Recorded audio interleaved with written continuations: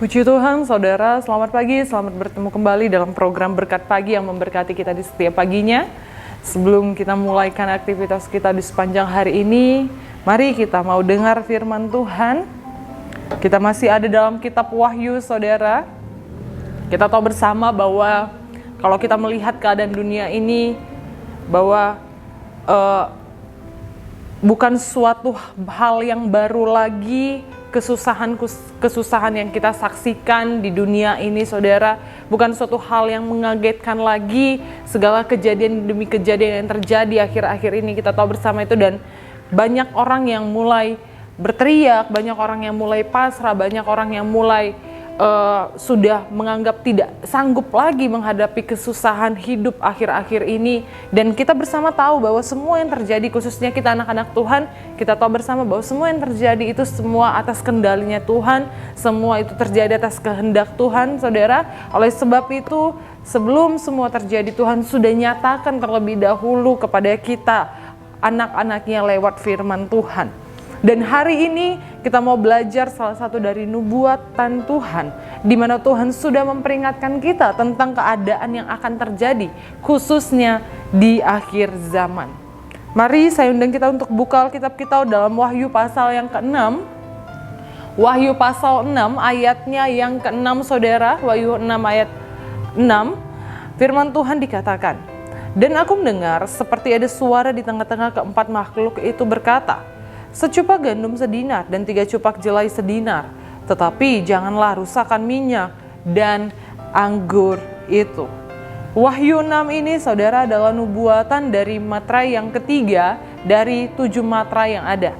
Dan ketika materai itu dibuka, dikatakan ada seekor kuda hitam dan orang yang menungganginya. Kalau kita lihat di ayat yang ke-5, menungganginya memegang timbangan di tangannya. Baru ayat 6 diteruskan, secupak gandum sedinar dan 3 cupak jelai sedinar, tetapi janganlah rusakkan minyak dan anggur itu. Saudara, gandum dan jelai ini adalah gambaran, atau maksud saya adalah menjadi perwakilan kebutuhan-kebutuhan pokok yang sangat-sangat dibutuhkan oleh manusia. Dan harga sedinar itu adalah gambaran upah 1 hari seorang pekerja. Di akhir zaman ini akan ada masa sukar yang bukan hanya menguji fisik kita, tetapi juga menguji hati kita, saudara.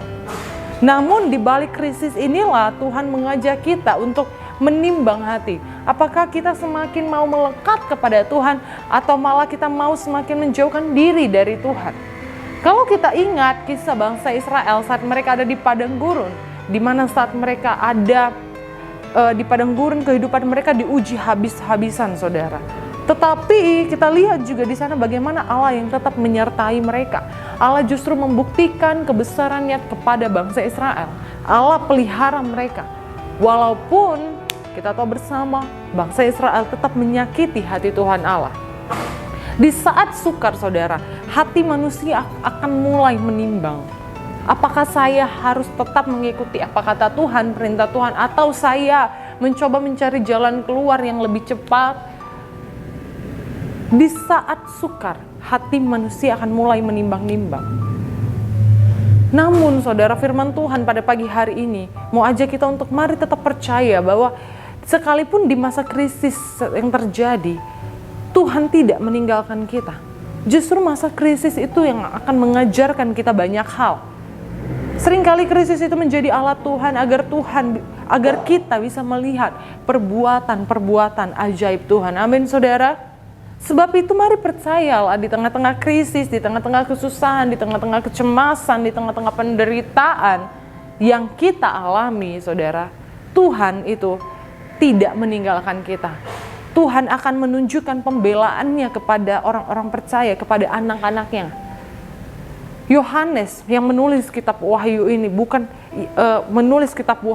saudara, bukan karena ia yang berkehendak, tapi karena ada suara yang ia dengar, yang dinubuatkan yang mana dia menubuatkan tentang keadaan akhir zaman, di mana suara itu berkata seperti ayat 6 yang sudah kita baca tadi, saudara. Yohanes tahu benar bahwa itu adalah suara Tuhan. Karena itu Yohanes sudah mengingatkan kita sedari awal. Kita harus mempersiapkan diri kita pada akhir zaman ini dengan apa, saudara? yaitu dengan mendengarkan suara Tuhan. Dengan mendengarkan suara Tuhan. Seringkali kita sulit mendengar suara Tuhan. Seringkali kita sulit untuk membedakan mana suara Tuhan, mana suara yang bukan berasal dari Tuhan. Seringkali hal itu terjadi kepada kita. Kita bingung apa yang akan kita lakukan. Kita menganggap Tuhan meninggalkan kita. Padahal kita yang tidak bisa mendengar suara Tuhan. Karena apa? Karena telinga kita terlalu berisik dengan segala kecemasan. Telinga kita sudah terlalu berisik dengan segala kekhawatiran. Telinga kita sudah terlalu berisik dengan omongan-omongan yang melemahkan kita, yang memberikan kita ketakutan, saudara. Ketika telinga terlalu berisik, saudara, firman Tuhan katakan supaya kita tetap tenang. Agar apa? Agar kita bisa berdoa. 1 Petrus 4 ayat 7. Kesudahan segala sesuatu sudah dekat. Karena itu kuasailah dirimu dan jadilah tenang supaya kamu dapat berdoa. Orang-orang percaya harus memiliki hubungan doa yang benar kepada Tuhan. Amin. Dimanapun saudara berada, terus bangun hubungan dengan Tuhan melalui doa, saudara. Dan berdoa bukan hanya tentang satu arah, bukan hanya berbicara satu arah. Berdoa bukan hanya kita menyampaikan segala keluhan kita menyampaikan segala permintaan kita. Tapi berdoa itu dua arah, di mana kita juga harus siap memberikan telinga kita untuk mendengarkan suara Tuhan. Untuk mendengarkan apa yang Tuhan mau katakan, saudara. Supaya apa? Supaya kita bisa melewati lembah kelam sekalipun. Supaya saat kita melewati segala kecemasan, segala hal yang tidak mengenakan, kita tetap kuat. Memang apa yang Tuhan katakan tidak selalu manis, tidak selalu menyenangkan telinga, tidak selalu menyenangkan hati kita. Tapi apa yang Tuhan katakan itu adalah arahan dan nasihat yang paling tepat. Seperti Yohanes yang senantiasa mendengar suara Tuhan, ia mengenal dengan benar suara Tuhan.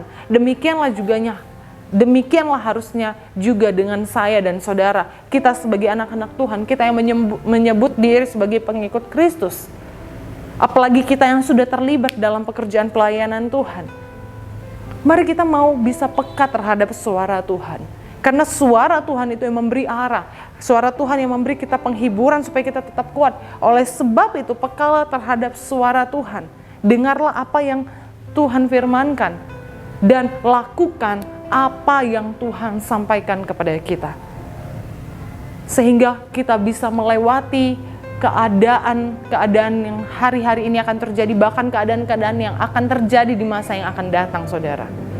Supaya kita tetap kuat dan supaya kita bisa tetap didapati setia di dalam Tuhan. Biarlah firman Tuhan pada pagi hari ini boleh kembali menguatkan kita, boleh kembali memberikan kita penghiburan, boleh memberikan kepada kita kepastian bahwa Tuhan tidak akan meninggalkan kita. Apapun yang terjadi, Tuhan tidak meninggalkan kita asalkan kita tetap ada di dalam Tuhan, mendengarkan suara Tuhan dan melakukannya. Demikian firman Tuhan. Tuhan Yesus memberkati kita semua. Immanuel, Allah beserta dengan kita. Kami perlu Kau Tuhan.